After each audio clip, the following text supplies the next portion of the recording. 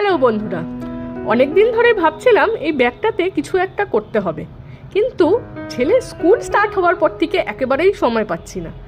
জবের থেকে ছেলের স্কুল স্টার্ট হয়েছে, ছেলের স্কুল, বরের অফিস, সংসারের কাজ সব সামলে একেবারে পাগল পাগল অবস্থা হয়ে গেছিল।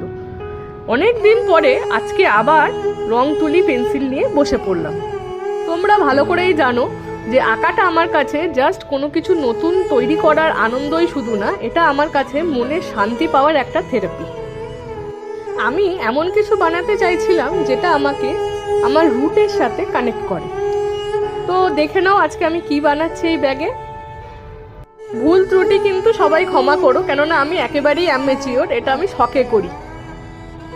ভিডিওয় হওয়া জার্কি মুভমেন্টসের জন্য আই এম ভেরি সরি, কারণ আমার কাছে ট্রাইপড নেই, আমি এক হাতে ফোন ধরে এক হাতে আঁকছি, আর আমার জন্য এই দুটো জিনিসই কন্ট্রোল করা বেশ কঠিন।